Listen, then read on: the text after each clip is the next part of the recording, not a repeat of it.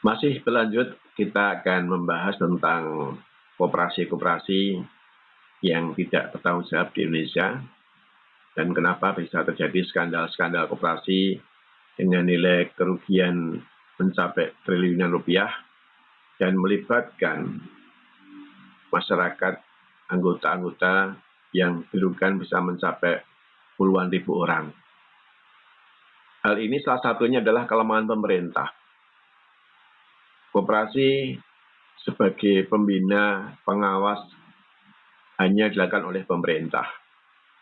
Kalau di kabupaten atau kota, maka sebagai pembina adalah dinas koperasi. Sedangkan tingkat provinsi tentunya juga dinas koperasi pada tingkat provinsi. Kemudian di samping itu juga di atas dinas koperasi tingkat daerah maupun provinsi tentu ada Kementerian Koperasi.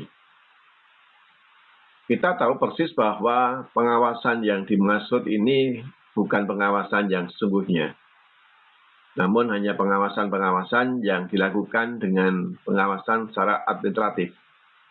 Artinya apa? Bahwa pengurus koperasi ini menyerahkan laporan keuangan tiap tahunnya. Kita tahu persis bahwa kalau koperasi hanya menyerahkan laporan keuangan berupa neraca, kemudian laporan laba rugi, kita bisa menebak bahwa laporan-laporan yang disampaikan kepada pemerintah tentu laporan-laporan yang sifatnya yang bagus. Hal-hal yang jelek, hal-hal yang merupakan kelemahan pasti tidak akan dituangkan dalam laporan keuangan yang disampaikan kepada pemerintah untuk tahapan pengawasan. Kita mengenal bahwa dalam dunia akuntansi ada istilah window dressing.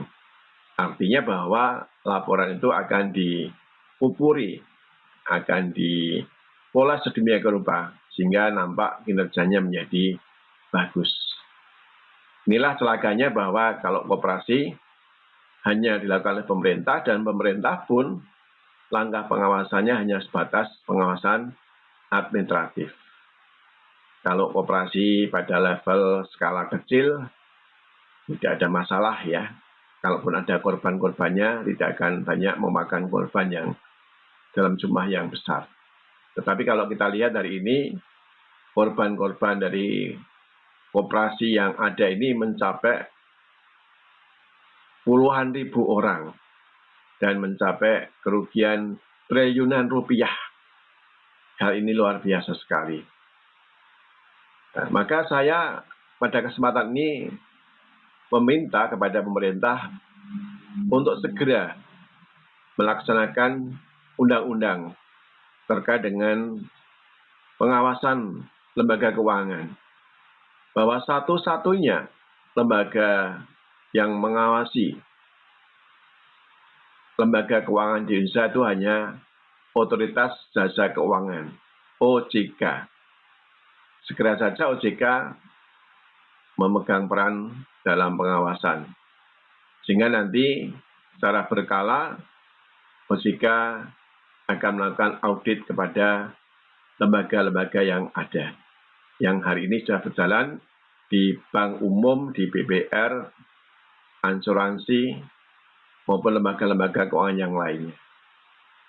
Kalau koperasi tidak ada pengawasan secara langsung, hanya administratif, ya kembali lagi yang jadi korban adalah masyarakat.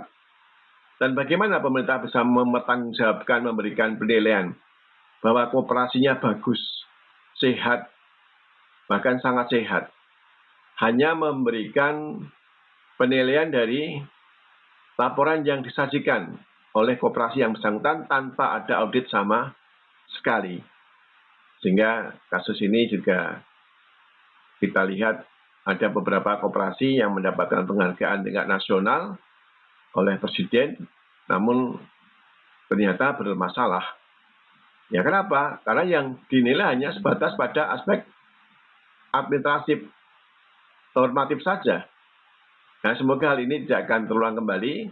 Segera saja pemerintah mengambil sikap tegas dengan mengabaikan pihak-pihak yang berkeberatan kita melihat bahwa banyak beberapa pihak-pihak yang keberatan untuk diaudit oleh OJK. Jelas-jelas bahwa dia punya tendensi sesuatu, yaitu apa? Tidak ingin boroknya dibuka. Itu saja saya kira. Terima kasih atas perhatian Anda semuanya. Saya Suwarno, dosen program studi akuntansi Universitas Samradinata Surakarta. Sukses selalu untuk kita semuanya.